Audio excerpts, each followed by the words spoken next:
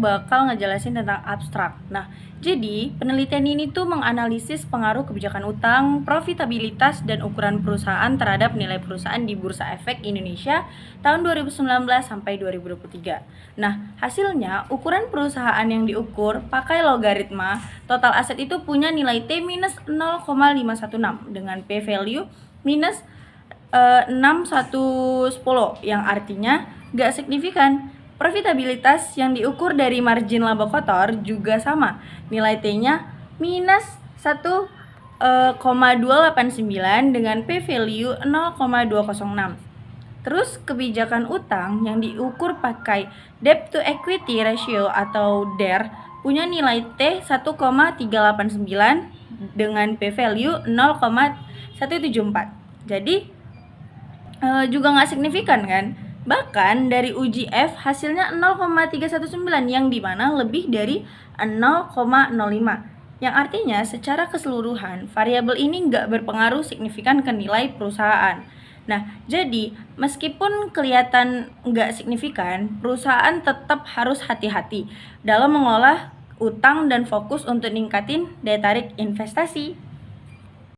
Oke teman-teman, kita masuk ke pendahuluan ya. Nah, jadi gini, nilai perusahaan itu penting banget karena nilai perusahaan itu mencerminkan gimana investor menilai kinerja dan prospek masa depan si perusahaan ini gitu. Jadi nilai perusahaan ini bisa jadi ukuran kesehatan keuangan, posisi di pasarnya gimana, dan kemampuan perusahaan untuk memberikan keuntungan ke pemangku kepentingan. Nah, jadi ada beberapa faktor yang ngaruh ke nilai perusahaan seperti ukuran bisnis, profitabilitas, dan kebijakan utang. Nah, ukuran perusahaan ini biasanya dilihat dari total aset teman-teman. Jadi perusahaan yang lebih besar dianggap lebih stabil, punya sumber daya lebih banyak buat hadapi tantangan, dan lebih gampang dapat kepercayaan investor. Profitabilitas juga nggak kalah penting teman-teman, karena ini nunjukin kemampuan perusahaan untuk menghasilkan laba.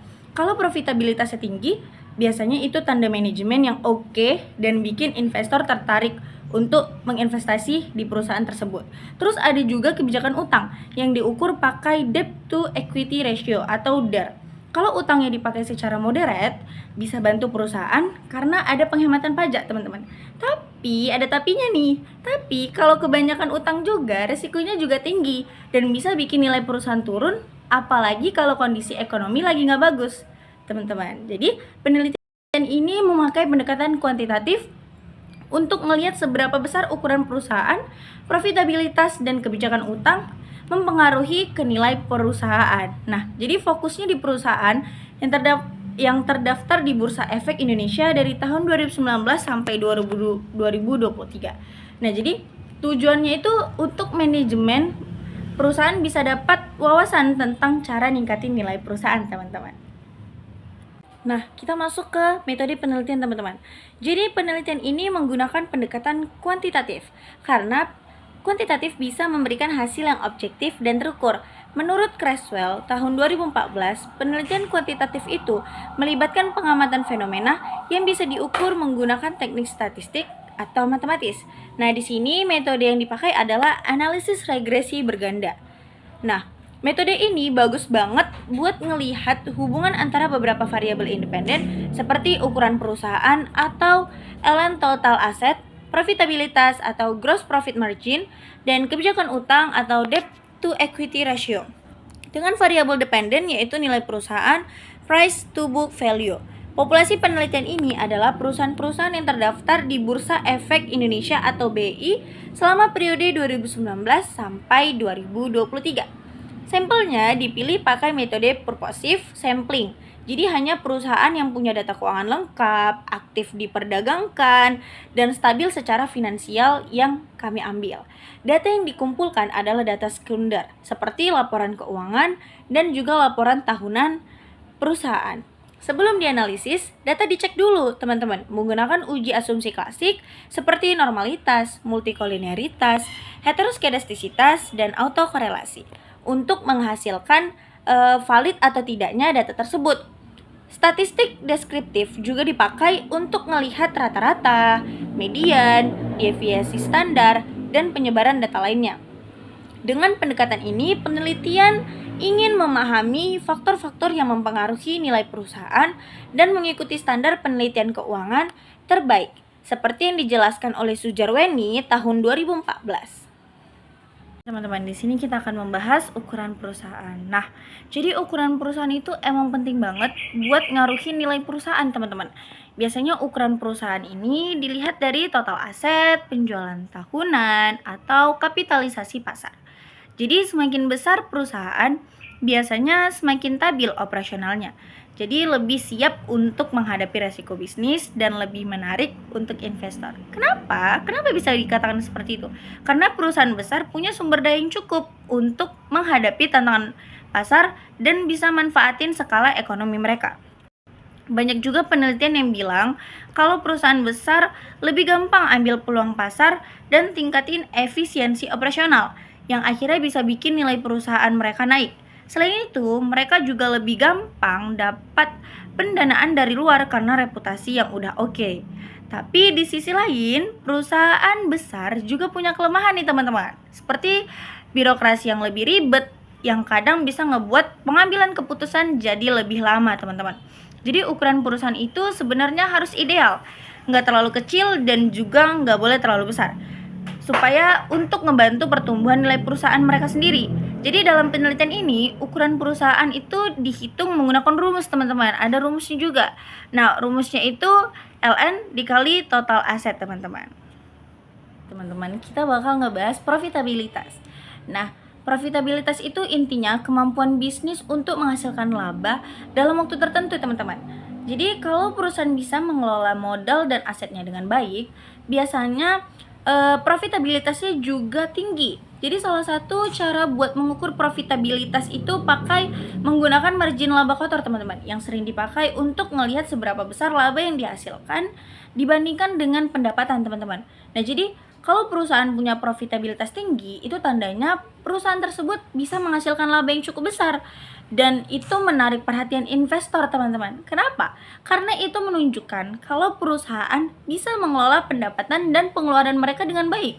Sebaliknya teman-teman, jika profitabilitasnya rendah, itu bisa jadi tanda kalau ada masalah dalam operasional perusahaan atau rencana bisnis yang gak efisien teman-teman, yang bisa bikin nilai perusahaan turun.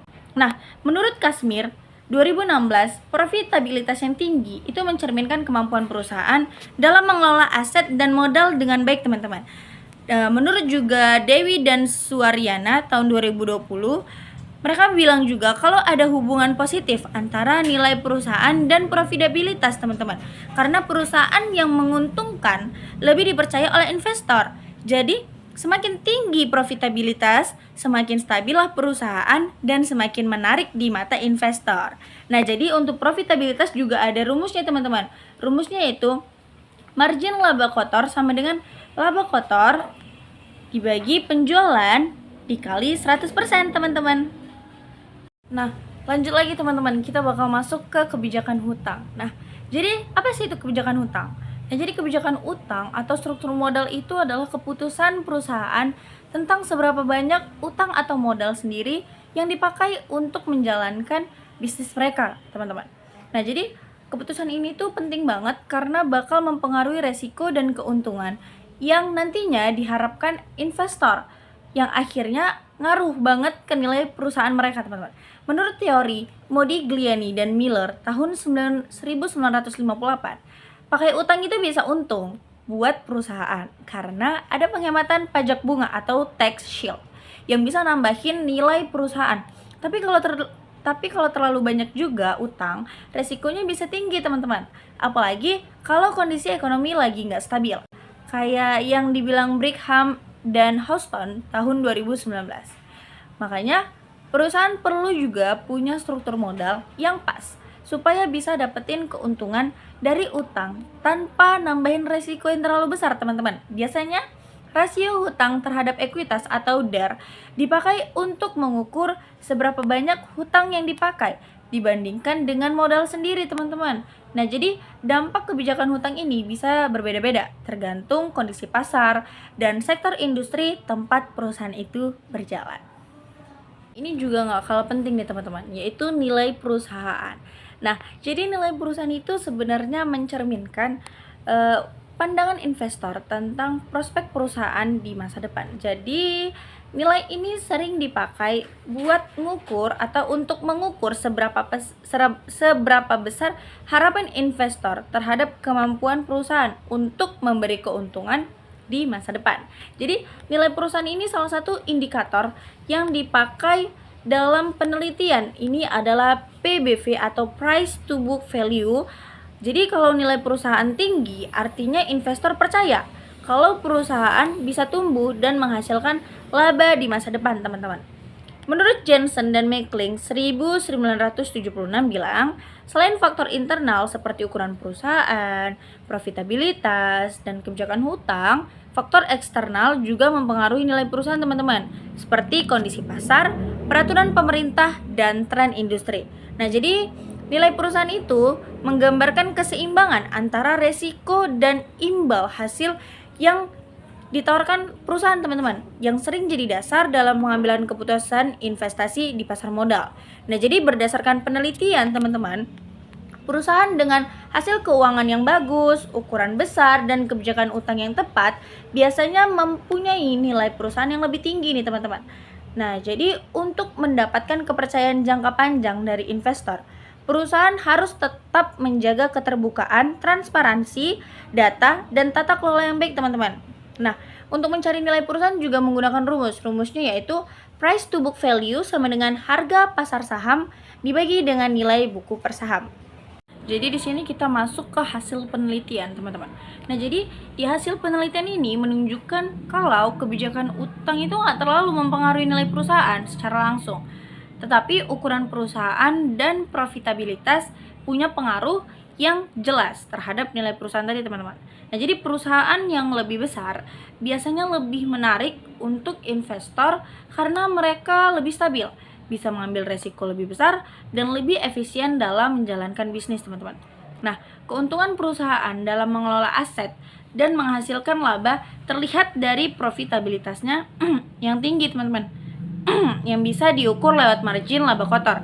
Ini yang membuat perusahaan lebih menarik buat investor dan menunjukkan kondisi keuangan yang solid, teman-teman. Sementara itu, meskipun kebijakan utang bisa memberikan keuntungan seperti penghematan pajak, gak terlalu berpengaruh pada nilai perusahaan, teman-teman. Utang harus digunakan dengan hati-hati. Kita nggak boleh terpengaruh kalau kita menggunakan hutang itu harus secara terburu-buru. Nah, nggak boleh ya, teman-teman. Jadi hutang itu tetap harus digunakan dengan hati-hati supaya nggak menambah resiko kebangkrutan, teman-teman. Oke? Secara keseluruhan, faktor internal seperti ukuran perusahaan dan profitabilitas yang menunjukkan seberapa baik perusahaan mengelola aset dan operasional. Nah, lebih berpengaruh terhadap nilai perusahaan, teman-teman. Nah, jadi setelah ini kita bakal masuk ke uji normalitas, teman-teman, yang ada di bawah ini. Oke, teman-teman. Nah, jadi di sini kita masuk ke uji normalitas atau uji Kolmogorov-Smirnov. Uji ini penting banget untuk memastikan bahwa data yang kita gunakan dalam penelitian ini mengikuti distribusi normal. Jadi teman-teman, data yang berdistribusi normal itu artinya pola data kita nggak terlalu jauh dari pola data yang diharapkan dalam analisis statistik, teman-teman. Nah, jadi kalau data sudah terdistribusi normal, itu artinya kita bisa lebih percaya diri dalam melakukan analisis lebih lanjut, teman-teman.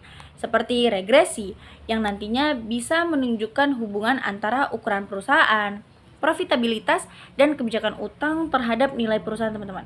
Nah, di tabel uji Kolmogorov-Smirnov di bawah ini, di atas ini, yaitu nilai, kita lihat di nilai asimsik understand this residual yang sebesar 0,072 menunjukkan bahwa data kita berdistribusi normal, teman-teman, karena nilai tersebut lebih besar dari 0,05 yang memang itu 0,05 adalah ketentuan dari awalnya.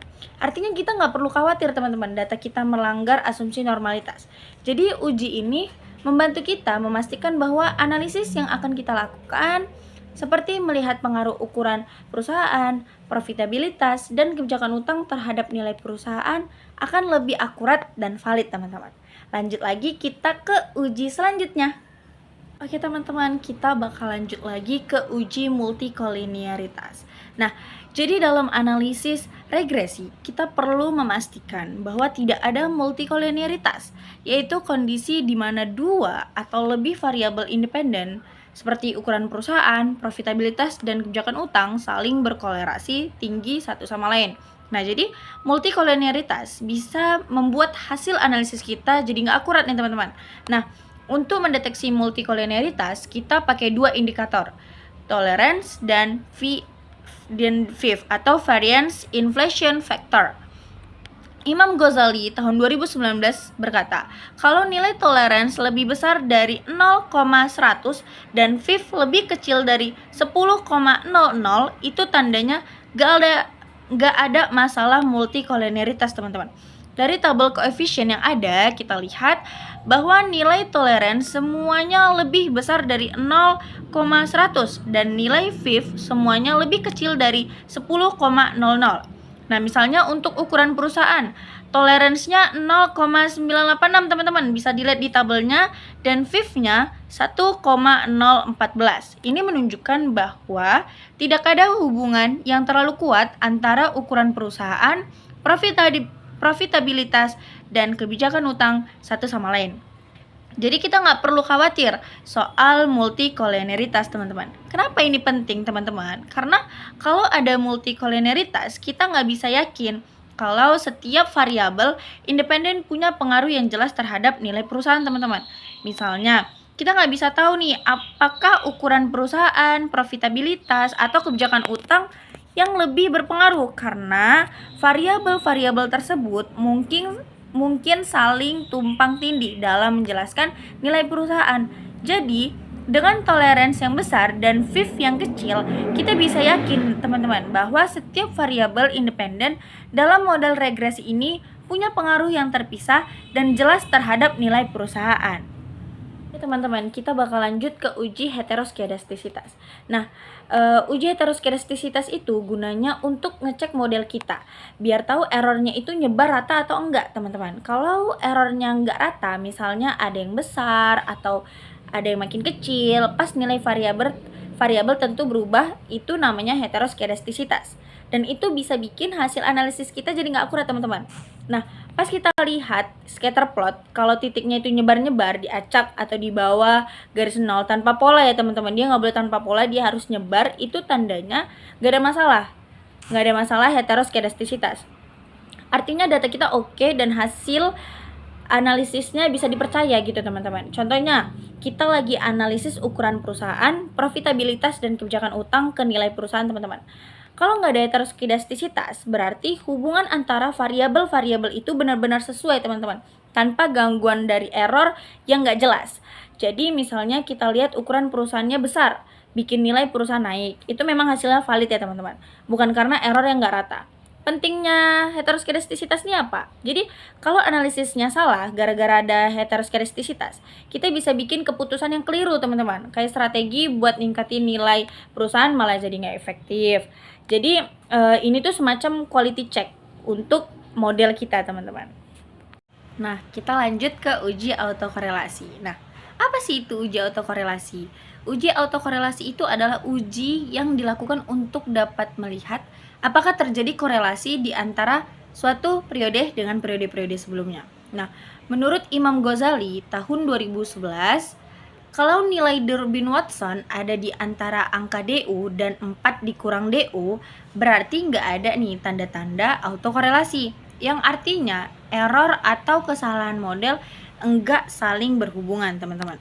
Dalam kasus ini kita cari dulu nilai DU berdasarkan K. K itu tadi jumlah variabel bebas dan N adalah jumlah sampel dengan tingkat signifikansi 5%. Nah, berdasarkan perhitungan yaitu Durbin-Watson-nya itu kita lihat di tabel yaitu 1,178. 4 dikurang DU-nya itu 2,344. Sedangkan DU-nya adalah 1,656.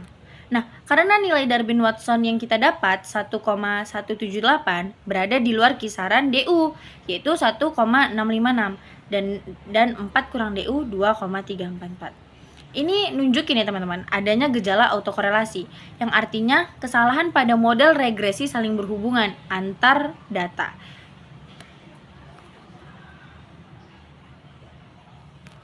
Oke teman-teman, kita sekarang ke uji hipotesis. Nah, uji hipotesis itu buat kita untuk mengecek apakah ada pengaruh antara variabel-variabel yang kita teliti seperti ukuran perusahaan, profitabilitas, dan kebijakan hutang terhadap nilai perusahaan.